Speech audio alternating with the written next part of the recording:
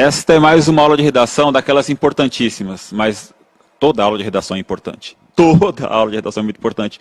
Mas essa é para organizar o que é a argumentação. O que são os argumentos? Que argumentos você pode utilizar para tentar convencer uma pessoa de que você está certo, de que a sua opinião é a adequada e correta, de que você tem razão?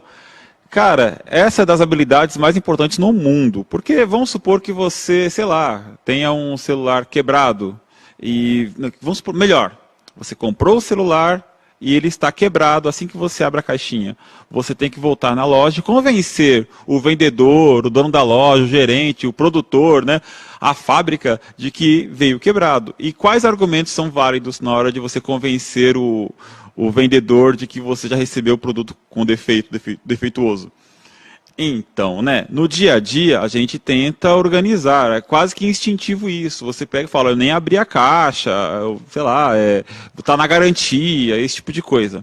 Tanto que existe até o Código de Defesa do Consumidor que nos garante que você tem direito à troca. Agora, olha só, se você chegar para o vendedor e falar assim, olha, eu acho que você tem que trocar, você tem um poder de argumentação. Quando você chega para o vendedor e fala, olha, o Código de Defesa do Consumidor na página tal diz que tem que ser trocado, você ganha outro poder, você sobe de nível. Então o que acontece? A aula de hoje é sobre isto, é como você subir de nível, é como você elevar vários degraus e aprender a argumentar. Quais argumentos são válidos? Não adianta você chamar a sua tia, experiências pessoais, não. Você tem que mostrar a fundamentação. E como mostrar a fundamentação? Qual fundamentação é válida? Como mostrar argumentos de causa e consequência? Como mostrar dados? Como mostrar perspectivas? Como convencer o seu leitor de que você está correto? Essa é uma das habilidades mais importantes que será cobrada de você na aula, na prova de redação do Enem. Então, gente, o texto é dissertativo argumentativo e, portanto, você tem que argumentar e argumentar com qualidade e argumentar com excelência. Recomendo a você que, após essa aula, você escreva bastante, treine bastante. O professor vai dar para você um exercício, faça esse exercício. Quem vai corrigir esse exercício? Você, seus amigos, seu professor. Envie seus textos para seus amigos. Receba os deles e troquem, leiam, e analise os argumentos uns dos outros. Veja como vocês vão melhorar bastante depois disso. Então, para vocês, uma excelente aula.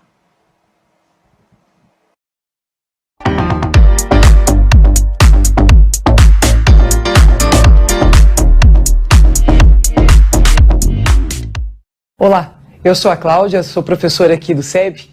E vim hoje conversar com vocês sobre mais um assunto da prova de linguagens, códigos e suas tecnologias do Enem. A ideia hoje é falar um pouco sobre a competência número 7. Uma das habilidades dessa competência vai tratar das estratégias argumentativas que nós usamos para escrever um bom texto e para entender o assunto e reconhecer as propostas de um texto já produzido. Quando a gente pensa nessa estratégia, né, nessa habilidade esperada pelo Enem, o que fica claro que a gente está procurando? Entender e reconhecer no texto as estratégias argumentativas empregadas para convencimento do leitor. Então, quando a gente fala de estratégia argumentativa e pensar que estratégia argumentativa está associada a um conteúdo de convencimento, é lembrar de uma das propostas da argumentação. Então, é importante a gente lembrar com clareza qual é a diferença de expor e de argumentar. Quando nós pensamos nessa argumentação de caráter de convencimento, quais são as estratégias que um escritor faz uso para que o seu leitor se convença da proposta ou da ideia ou do questionamento que ele levanta? Então, para a gente lembrar um pouco de tudo isso, vale a pena voltar um pouco e lembrar o que é argumentação. Vamos dar uma olhada? Ato ou arte de argumentar, de discutir, apresentando e contrapondo razões que, por meio de um raciocínio lógico, levam a uma conclusão. A gente precisa falar sobre isso. Troca de argumentos, de ideias, de pontos de vistas opostos. Discussão. Conjunto de argumentos de quem busca convencer alguém sobre alguma coisa. Vamos conversar um pouco sobre isso para a gente entender como é que funciona. Bom, primeira coisa importante. A arte de argumentar, a arte de discutir, sempre vai levar a uma conclusão. Isso é fato. Acho que nesse momento você está pensando na sua redação e você está no caminho certo. Quando a gente diz que a argumentação ela trabalha com o processo de construção de ideias, de construção de exemplos, de construção de citações que justifiquem um caminho a ser percorrido para que no final todos nós tenhamos a mesma ideia. Vamos trabalhar no plano de algo mais simples, sair um pouco dessa redação e trabalhar no plano da realidade. Eu não sei se algum dia na sua vida você já participou, foi com seus pais ou já teve oportunidade de comprar alguma coisa. Vamos imaginar que você foi comprar um carro, alugar uma casa, alguma coisa com a sua família. Imagine que no momento em que você estava ali diante da pessoa que gostaria de vender, né, que estava tentando vender o objeto ou alugar um objeto, o que ficou claro? Ficou claro o seguinte, que a gente consegue perceber que quando esse sujeito ele está buscando o convencimento de alguém, esse convencimento ele trabalha com uma proposta simples. Qual é a proposta? Ele vai buscar uma sequência de situações específicas que mostrem a você que está ali tentando se perceber com vontade ou pouca vontade ou nenhuma vontade de adquirir ou alugar um elemento. Ele está pensando como é que ele vai organizar isso. Então vamos imaginar que você chegou lá para comprar um carro. E o sujeito pegou uma lista de coisas que esse carro tem. Então ele foi falar do motor, foi falar do tipo de suspensão, foi falar... Eu não entendo muito bem de carro, tá, gente? Mas ele pegou uma lista e leu essa lista para você. Leu bem, foi bem bacana a leitura dele. Beleza, você sai dali com todas essas informações, mas não está muito convencido. Imaginemos que você vai a outra loja e talvez veja um outro carro. E nesse outro momento de pesquisar esse outro carro, a abordagem do vendedor seja diferente. Ele começa já te perguntando qual é o carro que você tem, depois ele vai te perguntar qual é a marca que você sonhava, depois ele vai te perguntar o que é que você queria. Ele está colhendo de você informações que ele depois vai usar para te convencer. Então, quando você falar, o meu sonho era esse, ele vai trazer uma informação que o carro dele se aproxima a isso. Então, ele faz o seguinte, ele vai conhecer aquela situação que mais te encanta e, a partir daquela situação, ele vai criar fatos, argumentos e ele vai expor informações que dialogam com aquilo. Então, a arte do convencimento, ela pressupõe conhecimento acerca do assunto e pressupõe um entendimento de estratégias que podem dar certo. Agora vamos levar isso para o lado do texto, aquele que você produz lá na sua redação. Nesse caso, gente, como é que você precisa se comportar? A estratégia está aqui, ó. Você precisa comprovar o que você está pensando por meio de exemplos, indicar causa, indicar consequência, citar pessoas que possam endossar a sua ideia, trazer dados históricos, comparar uma situação a outra e contra-argumentar. Agora volta aqui, a gente precisa conversar algumas coisas. Bom, então vamos lá. Quando a gente pensa assim, comprovação. O que é a comprovação? A comprovação é quando eu apresento uma informação e essa informação ela pode ser checada, ela pode ser buscada por outros que estão lendo o meu texto e essas pessoas elas vão perceber que com essas minhas informações o fato está estabelecido. Então eu estou comprovando que a minha tese ela está adequada. Então a comprovação vem por meio de um exemplo que eu já percebi de uma situação que aconteceu em um outro lugar e eu trago essa informação para o meu texto. Então esses exemplos vão ser uma estratégia de comprovação. Bom, vamos pegar um outro caso. Causa e consequência. Pensa um pouco comigo.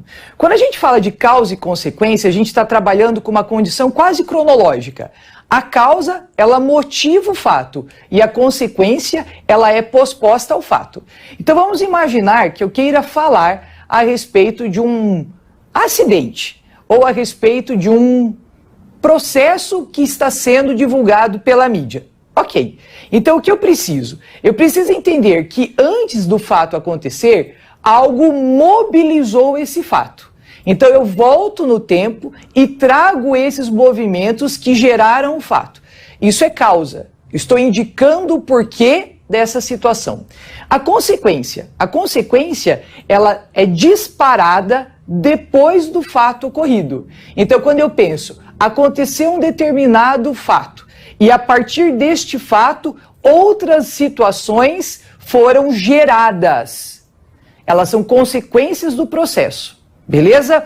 A gente vai daqui a pouquinho olhar para uma tabela que vai mostrar as palavras que dão pistas ao leitor de que você está fazendo esse movimento, beleza? E essas pistas que são usadas no seu texto também são usadas nos textos dos autores. E às vezes é isso que a questão está procurando, que você mostre onde estão as palavras que introduzem as causas e as consequências. Tudo bem? Bom, citação. É muito importante que a gente observe, né, que a citação ela traz ao texto a chamada polifonia discursiva. Bom, polifonia tem a ver com a pluralidade de vozes dentro do meu texto. Então vamos imaginar que eu queira falar a respeito de um assunto que eu julgo que é relevante. Sei lá, vamos falar sobre violência no trânsito, ok? E aí eu quero afirmar que o Brasil é um dos países mais violentos no trânsito. Mas de onde eu tiro isso? Bom, eu vou tirar isso de uma fonte que seja um meio de comunicação, que seja de um pesquisador do assunto, e vou trazer essa informação para o meu texto. Agora, olha que interessante, pensa comigo. Se eu estou citando alguém no meu texto, é importante que esse alguém seja uma referência positiva do texto. Entende o que eu estou querendo dizer? É como se eu dissesse assim, ó, eu vou falar sobre violência no trânsito e eu pego para falar sobre isso uma pessoa que eu julgo que é importante, mas ela não tem uma conexão direta com o assunto. Então, o que adianta ela estar no texto, ela ser uma citação para o texto, mas ela não dialoga? Ah, eu vou pegar um filósofo, né? Eu sei que tem algumas pessoas que dizem assim, ó, sempre tem uma boa citação, ou de um grande filósofo, ou de... Veja, às vezes a citação ela é maravilhosa, mas ela não é um coringa que serve para qualquer contexto.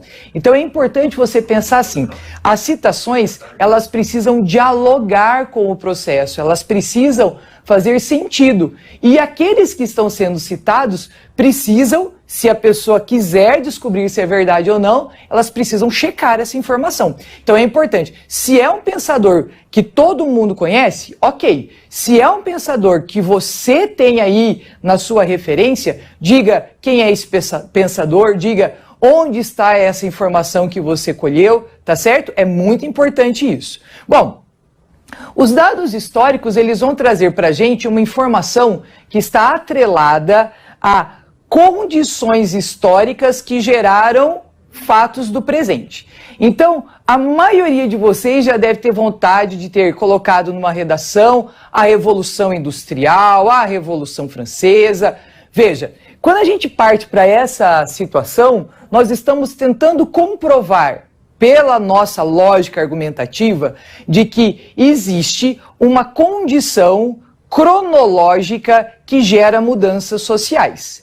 Eu concordo com isso, eu sei que você tem razão, só que essa justaposição de fatos, elas precisam estar adequadas e elas precisam ser concatenadas. Então não dá para você falar de violência no trânsito e falar da Revolução Francesa se você não conseguir juntar essas partes, beleza?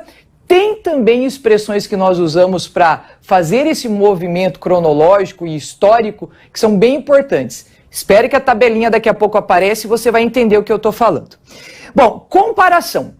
Eu acho que a comparação é uma das estratégias argumentativas mais valiosas que existe. Por que eu digo isso? Porque quando eu comparo uma situação a outra situação, o que eu mostro? Eu mostro um negócio chamado conhecimento de mundo. Ou seja, eu estou aqui, vivo a situação onde eu estou, mas eu sei que em outro lugar de outra sociedade, essa mesma situação está acontecendo.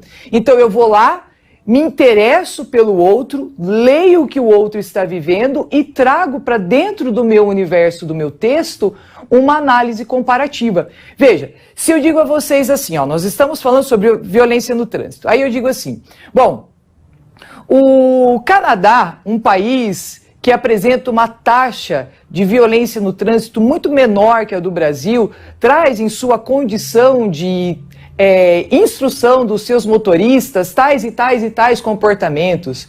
Então, olha só o que eu faço. Eu vou lá e mostro que está dando certo e trago essa informação, talvez, para questionar o movimento de capacitação do motorista aqui do Brasil. Então, eu não estou dizendo que isso é bom, eu estou dizendo que alguém já fez, o resultado foi bom e eu trago isso para o meu texto e mostro que existe uma saída a partir de outro universo. Ou eu mostro o contrário, mostro um país que talvez seja até mais violento que o nosso no trânsito, mostro como eles chegaram a esse índice tão absurdamente negativo, pego essas situações que lá estejam já postas, trago e faço quase um movimento de projeção. Ó o caminho que nós estamos seguindo se nós continuarmos e aí eu começo a traçar uma linha comparativa do que nós fazemos aqui ao que já se faz lá. Então, a comparação, ela é uma estratégia que mostra um conhecimento de uma situação e realidade que extrapola a sua. Veja só que interessante, beleza? Contra-argumentação, essa é fascinante. Por qual motivo? Bom, a maioria de vocês entende que contra-argumentar significa combater o que o outro traz, combater o argumento do outro. Então esse movimento, né, de conflito, de contraste de ideias, pode ser muitas vezes entendido assim. Bom, o outro vai me dizer uma coisa e eu automaticamente já vou combater essa ideia com outro argumento, refutando esse argumento. No processo discursivo, quando a gente está criando uma ideia, é importante que a pessoa que lê o nosso texto, que escuta as nossas ideias, perceba que nós não temos uma visão parcial do processo, que nós temos uma visão unilateral do processo. Por quê? Porque tudo que a gente tem como visão parcial, única visão, a gente tem a impressão de que está ignorando que existem outros olhares. Compreende o que eu estou dizendo? É como se eu dissesse assim, ó, bom, eu defendo uma ideia, por quê? Porque eu só vejo um lado dessa ideia. Se eu conseguir olhar para o outro lado, se eu fazer esse movimento de me deslocar daqui onde eu estou e ir até o outro lado, entender o que o outro pensa, será que eu voltaria com a mesma opinião que eu tenho hoje? Percebeu como é que funciona? Se, ao ir até o outro movimento de argumentação e ainda assim eu voltar para o meu movimento, crendo de fato de que eu escolhi o melhor caminho, a melhor estratégia, a melhor posição, significa que o meu movimento de análise é um movimento completo. Ele não está só pautado no que eu acredito, no que eu penso, em convicções que são convicções muito particulares. Não! Eu me libertei das minhas crenças, fui até a crença do outro, fui ler o que o outro pensa a respeito e voltei. Na volta, voltei ainda mais confiante. Então, quando a gente volta para o processo de contra-argumentação e a gente diz, embora o Canadá seja um país de baixíssimos índices de violência no trânsito, é importante observar que o contexto onde está inserido, percebe? Embora... Então, eu estou dizendo a você, eu já fui até lá, eu já vi, eu já percebi que lá pode até ser interessante. Só que quando a palavra embora aparece nessa cena, o que acontece? Você tem a nítida certeza de que o que vem pela frente será uma contra-argumentação do que eu estou agora expondo. Bom, nesse momento a gente chegou à análise desses pontos aqui, ó. Quais são essas estratégias? Comprovar, exemplificar, indicar causa, consequência, citação, dados históricos, comprovação, comparação e contra-argumentação.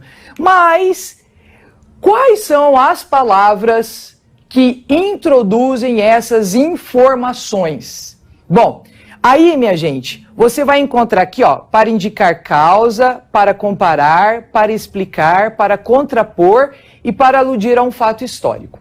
Se você gosta da língua portuguesa, você está vendo aqui uma tabela, acredite, de conjunções. Volta aqui só um pouquinho. Olha, presta atenção o que é importante. Quando você está ali no colégio, né, sentado, assistindo aquelas aulas de orações subordinadas, orações coordenadas, você fala, meu Deus, coisa mais difícil, a gente não usa isso para nada. Se tivesse um motivo para a gente aprender isso, estou te dando um motivo. O motivo é o seguinte, quando você usa essas palavras que aqui estão, tá? Todas elas, quando você usa essas palavras, você, querendo ou não, você está fazendo um movimento no seu texto de articulação de ideias e essas articulações, elas provocam esses efeitos que estão aqui em cima. Então, quando você apresenta uma tese e diz assim, ó, o Brasil é o país mais violento no trânsito da América Latina. Então, vamos lá, prova isso agora. Como é que você chegou a essa conclusão? De onde você tirou isso? Aí começa o movimento assim, ó. O Brasil é o país mais violento no trânsito, uma vez que, ó, a expressão uma vez que vai colocar dentro do texto essa informação. Então, expressões como uma vez que, visto que e já que, guarda na memória. São expressões de valor causal. Elas introduzem um motivo de você pensar o que você está pensando. Tá bom? Eu não sei se você sabe, mas as conjunções, elas são os elementos coesivos de um texto. E lá na sua redação, existe uma competência, que é a competência para atribuir nota se você sabe ou não usar os elementos coesivos do texto. Coesão e coerência, os dois são paralelos dentro dessa competência da redação. Então, quando um aluno ele usa a conjunção, ele está mostrando que sabe e tem competência nesse aspecto. Beleza? Quando a gente diz que vai usar comparação, vou comparar uma situação daqui com uma situação de outro lugar. Uma situação de um momento que eu estou vivendo a outro que eu projeto viver. Então essas comparações aqui, ó, são marcadas por essas expressões. Mais que, menos que, tão que, tá certo? Então isso é muito importante, tá? Seria bacana você não ter um certo cuidado, porque existe uma linha bem tênue que separa a comparação da consequência. Deixa eu mostrar uma situação para você. Se eu digo assim, ó, o brasileiro é violento no trânsito. Ok. Agora, olha a diferença e a sutileza de dizer assim, ó, o brasileiro ele é tão violento no trânsito. Você percebeu isso? Esse tão não é esse tão da comparação. Não é. Esse tão é um tão de consequência. Eu estou provocando uma análise. E ali eu deixo transparecer a minha opinião acerca desse comportamento. Então, cuidado que palavras como o tão, elas podem ser usadas para comparar um elemento ao outro, mas elas podem ser usadas também para indicar uma análise da potência do processo. Então, ó, se eu digo assim, ele estuda para passar, ele estuda tanto que vai passar. Então, esse tanto não tem efeito comparativo. Agora, olha isso daqui. Ele estuda mais que o irmão, ele estuda menos que o irmão, ele estuda tanto quanto o irmão. Ó, agora eu estou dentro de uma linha de comparações. Fica atento, por quê? Porque a gente sempre tem uma expectativa de que vai cair no Enem análise de conjunção. E é aí que a gente começa a pensar e tirar esse movimento de análise das sensações, daquele plano das impressões, e eu acho que significa isso, e eu passo a buscar essa análise dentro de um elemento que é um elemento mais próximo do concreto. Ou seja, se eu estou dizendo que isso aqui serve para comparar, eu e o universo inteiro que usar essa informação também vai fazer esse efeito aparecer no texto. Cuidado com isso, tá? Mas cuidado de verdade. Bom, para explicar, aqui, gente, a gente usa a palavra pois, usa a palavra porque, e eu queria depois mostrar para vocês, coloquei aqui um asterisco aqui, ó que bonitinho, ó, tá vendo? Esse asterisco no porquê, porque a proposta é mostrar para vocês, daqui a pouquinho, como é que se usa os 4 porquês, tá? E libertá-los aí daquela ideia de escreverem quase junto, meio perto, mas não tão grudado, tá bom? Mas calma que eu chego lá, só um pouquinho. Quando a gente quer contrapor, ou seja, lembra da história da contra-argumentação? Essas são as palavras, ó. Embora, apesar de que, ainda que, porém, entretanto, essas palavras geram esse efeito e o texto traz esse movimento. Fatos históricos, eu preciso de conjunções temporais. Quando, enquanto, ainda que, ó, logo que.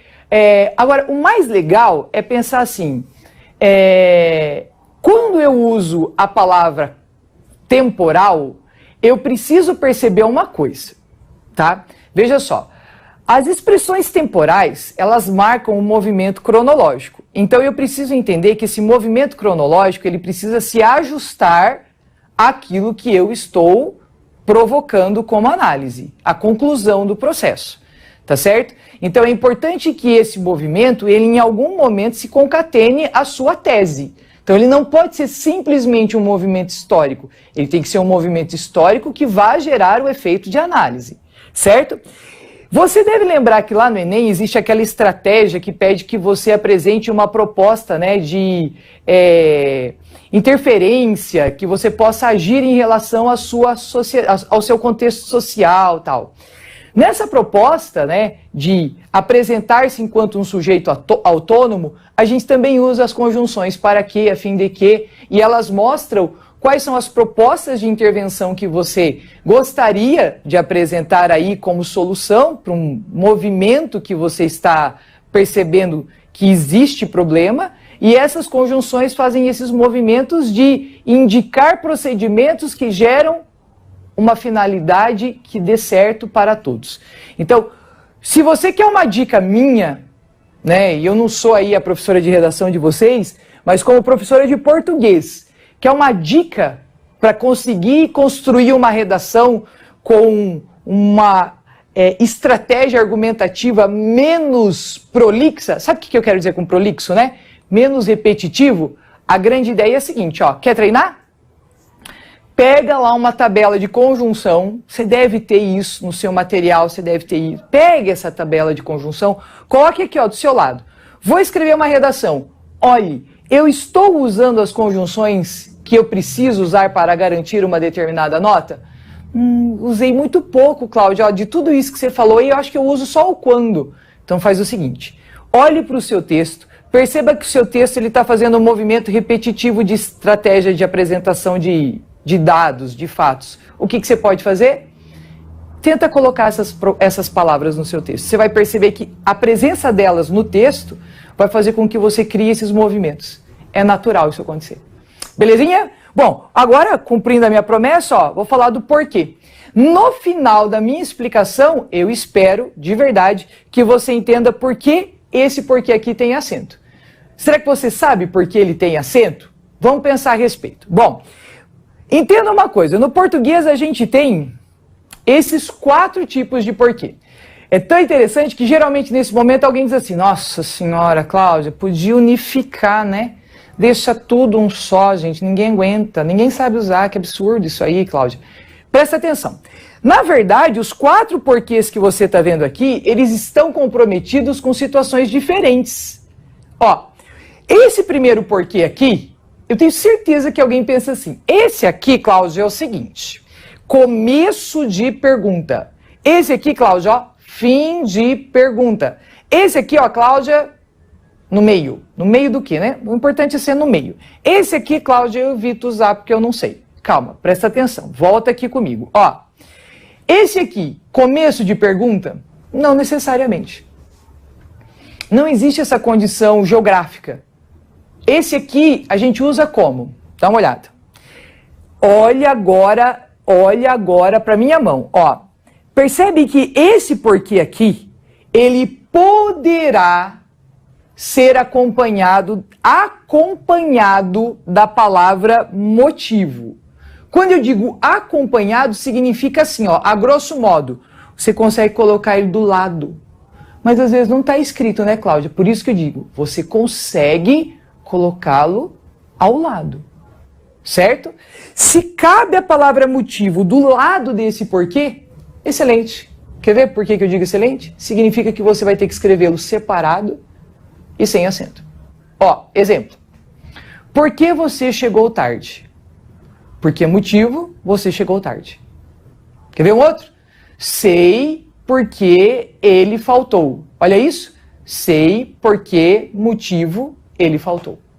Então, não tem nada a ver com a ideia do começo da pergunta. Não tem, gente. Tá? Se você insistir nisso, você vai acertar alguns e errar vários outros. Por favor, tá bom? Bom, então, só isso, Cláudia. Ó, esse aqui, ele também pode ser substituído pela qual, pelo qual. Então, quando eu digo assim, ó, as causas pelas quais eu luto são particulares. Escutou? As causas pelas quais eu luto são particulares. Posso trocar? Deve, tenta. As causas porque luto são particulares. Viu como é que funcionou? É esse porquê aqui, ó, que equivale ao pelo qual, pela qual. Não duvide disso, tá? Cláudia, e esse aqui? Bom, vamos agora junto, ó. Percebe que eu não estou usando o acento na palavra porque, porque não existe a palavra porque, existe a palavra por e a palavra que. Ó, estão separadas. Então significa que o acento, ele vai ser justificado pela palavra que. Ela é a palavra que está sendo acentuada. Então significa uma coisa, a justificativa aqui é essa, ó. Olha para a Cláudia, presta atenção, não pisca agora, tá? Você está vendo que esse que, ele vai receber esse acento em razão dos pontos que estão imediatamente após o que. Ô Cláudia, mas aí deixa eu entender uma coisa. E se aqui na frente não tiver o por, mas o que tiver do lado dos pontos? Lembra, o acento é para a palavra aqui. Se aqui na frente tiver o que, se aqui na frente tiver para, do que, ok, não tem problema. Eu não coloquei o acento porque tem a palavra por na frente. Eu coloquei o acento porque os pontos estão imediatamente depois do que. Não é tão difícil assim, concordamos? Bom, então vamos lá. O primeiro é porque motivo, porque razão, e pode ser pelo qual, pela qual. O segundo é quando o que, ao lado dele, tem um ponto. Cláudia, qualquer ponto? Qualquer ponto. Está resolvido. Cláudia, e esse aqui? Esse aqui é a conjunção que a gente estava estudando agora há pouco. Esse aqui é a conjunção. Quando ele equivale a pois, a gente diz que ele é uma conjunção explicativa. Quando ele equivale a como, a gente diz que ele é uma conjunção causal. Tá bom? Como não conseguiu trabalho, voltou a morar com os pais. Olha que bonitinho. Porque não conseguiu trabalho, voltou a morar com os pais. É assim que funciona. Beleza? Ó, e o último, esse aí, né, Cláudia, muito difícil. Deixa eu dizer uma coisa a vocês. Ó, presta bastante atenção. Olha só um pouquinho aqui. Você consegue perceber? Ó, volta aqui para mim um pouquinho só. Deixa eu usar se eu tivesse um quadro aqui, eu escreveria, circularia 22 vezes. Ó, olha aqui, ó. Tá vendo essa palavra? Ela só é diferente dessa palavra em razão do acento. Concordamos? Então significa que esse acento se chama acento diferencial. Ótimo. E o que um acento diferencial faz na vida dele? Diferencia classes. Se esse camarada aqui, esse aqui, ó, tá vendo? É uma conjunção, esse aqui é o quê? Um substantivo. Entendeu? E substantivos, na língua portuguesa, são acompanhados de artigo. Qualquer substantivo na língua portuguesa é acompanhado de artigo. Ora, se você mudou a estratégia da palavra, diz que ela não é mais uma conjunção, diz que ela é um substantivo, trate-a como um substantivo. E como se tratam os substantivos? Você os acompanha com artigo. Essa é a lógica do processo. Entende? Então, ó, retoma comigo. Porquê separado sem acento é o porquê que equivale a porquê motivo, ou pelo qual, pela qual, porquê separado e com acento. Tem que ter ponto do lado do nosso simpático que, porque junto é pois, é como, porque junto e com acento tem que ter artigo do lado, ou porquê. Fechou? Ô Cláudia, mas agora eu fiquei confusa, porque ó, tem palavra motivo aqui e palavra motivo aqui. Então olha só, ó, olha isso. Aqui o motivo está do lado, aqui a palavra motivo substitui. Fechou? Essa é a diferença. Tranquilão? Vai dar certo. Confia que vai dar certo. Nunca mais. Se você tiver dúvida, você assiste esse pedaço da aula mais uma vez e promete que quando você for usar, você vai tentar lembrar dessas estratégias. Combinadinho? Gente, olha, não tem nada que alegra mais uma pessoa que corrige um texto, você olhar a pessoa sabendo usar com propriedade algumas coisas. Tá? Capricha. Vamos seguir. Bom, para ir além, você pode citar nos seus textos, trazer argumentos de autoridades, dados estatísticos, fatos históricos. Aqui eu começo a pensar um pouco em reportagens, né? Sabe aqueles textos um pouco mais alongados, que a gente tinha mais tempo até?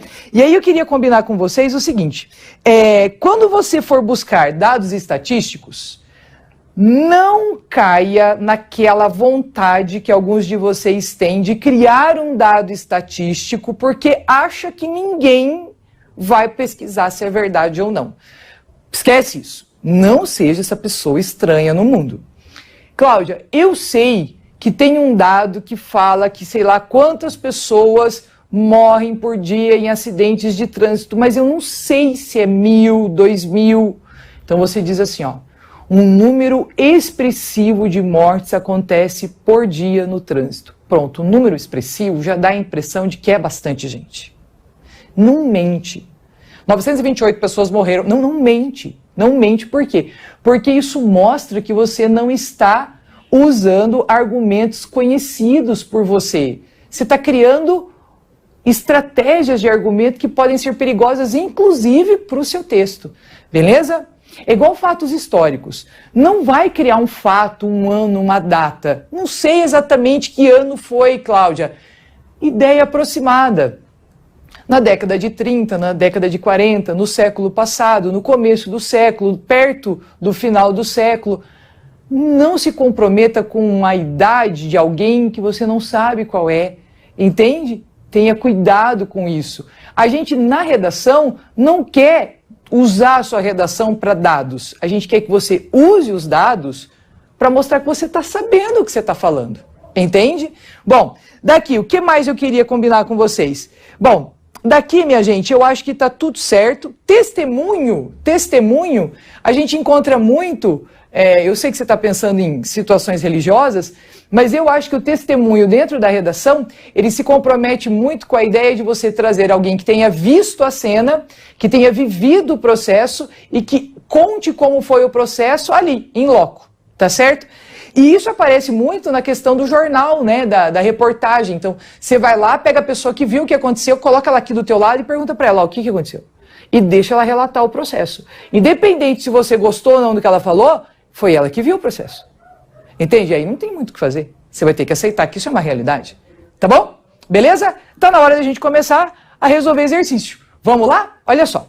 Ocorre que a grande obra nunca é apenas a tradução do engenho e arte do seu autor. Seja este escritor, filósofo, cientista, pintor, músico, arquiteto, escultor, cineasta. Em geral, a grande obra é também, ou principalmente, a expressão do clima sociocultural, intelectual, científico, filosófico, artístico da época, conforme se expressa em alguma coletividade, grupo social, etnia, gênero ou povo. Tá bom? Vamos pensar agora. O fragmento define o que é uma grande obra de arte. Como estratégia de construção do texto, o autor faz uso recorrente de... Bom, volta aqui só um pouquinho para mim, só um minutinho. Presta atenção. Uso recorrente significa mais de uma vez. Vamos pensar. O que no texto apareceu mais de uma vez? Volta para o texto. Ó, enumeração para sustentar o ponto de vista apresentado. Repetições para retificar as características do objeto descrito. Generalizações para sintetizar as ideias expostas.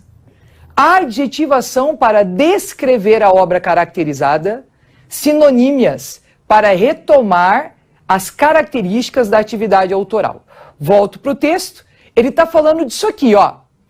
Ó, é apenas a tradução do engenho e arte do autor, seja escritor, filósofo, cientista, pintor, músico, arquiteto, escultor, cineasta. Ó.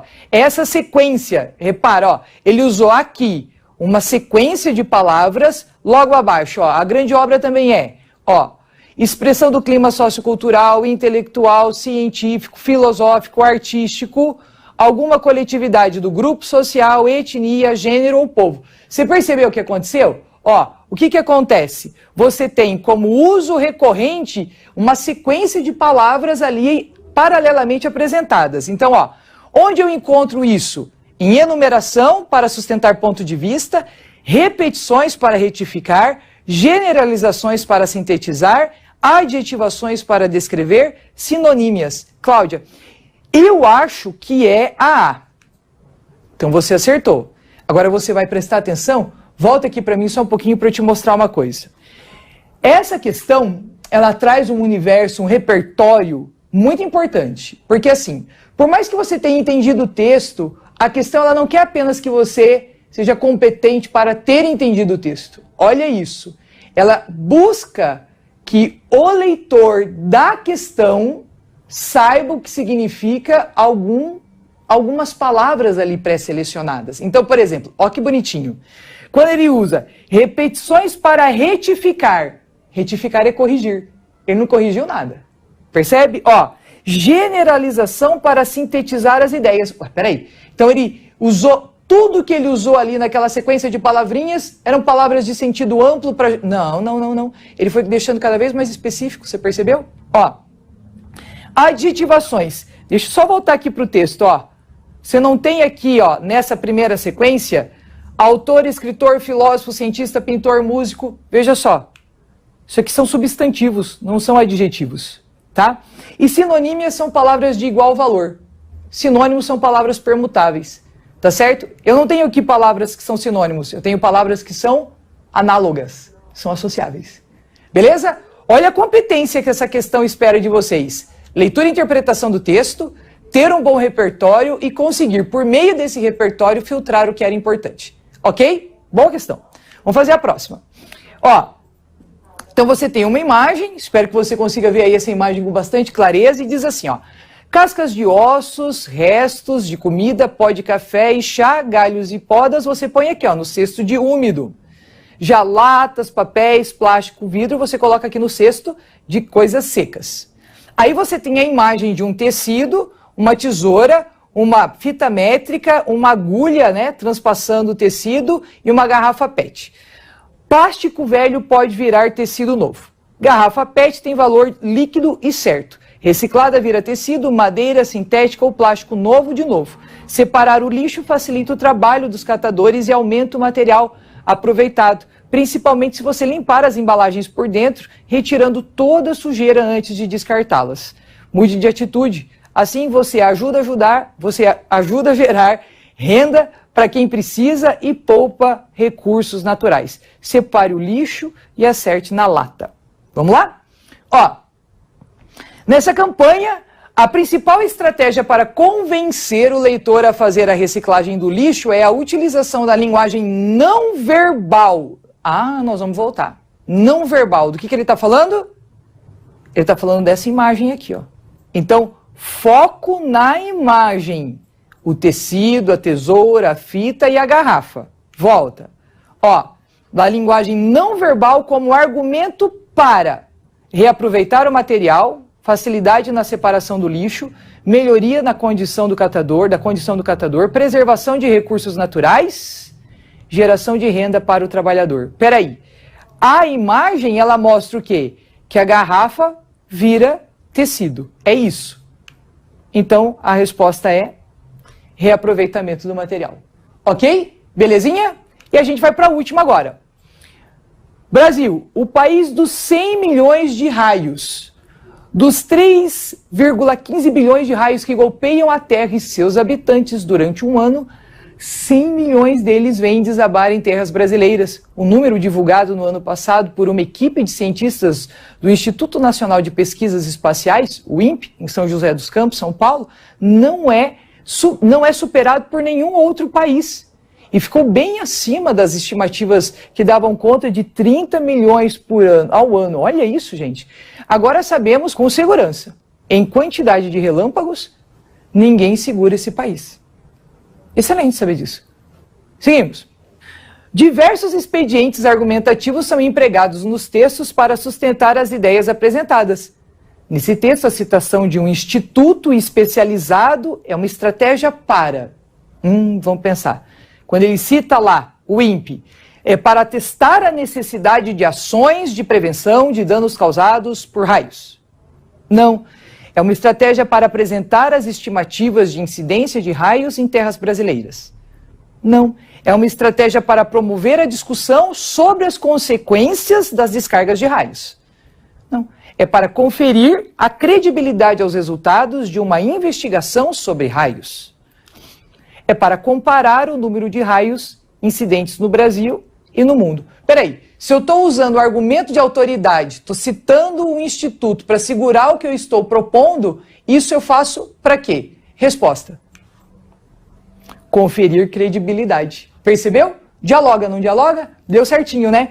Minha gente, estamos terminando então essa parte que falava sobre as estratégias argumentativas, que falava sobre essa capacidade de fazer isso dentro de um texto e quais eram os objetivos dessas estratégias. Eu espero que tenha dado certo, espero que você tenha gostado, espero que você comece a ver os textos de uma forma diferente e a gente se vê em breve com outras habilidades e outras competências para conversar. Um abração, até!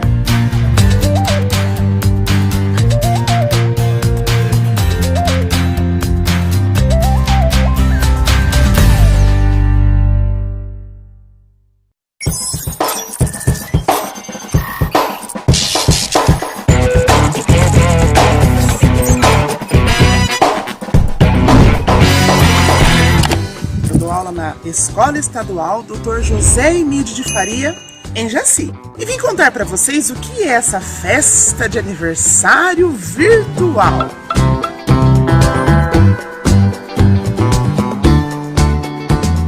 Tudo começou quando o meu aluno, Gustavo Sertori, ele estava triste, porque ele ia completar mais um ano de vida e não ia poder convidar os amiguinhos para fazer um aniversário com ele. O que será que eu posso fazer para alegrar o coraçãozinho do Gustavo? Fazer uma festa no Meet, reunindo todos os alunos.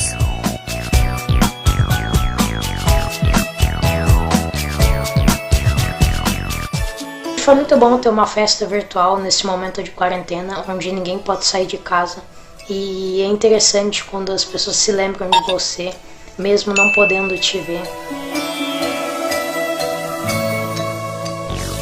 Bom, depois da festa do Gustavo, veio da Ana Luísa, da Amanda, da Laura, do Matheus, da Vitória, do Samuel e de tantos outros aluninhos.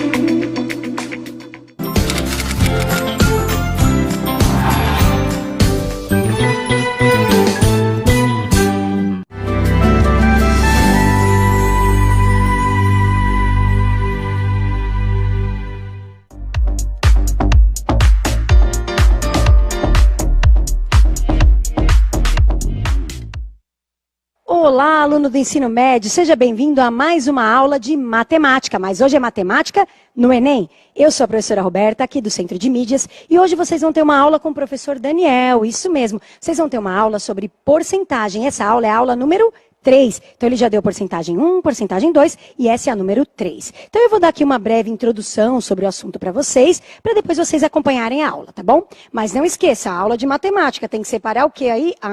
Folhas para anotação, lápis, borracha e caneta, para poder fazer todos os cálculos e acompanhar direitinho a aula, tá bom?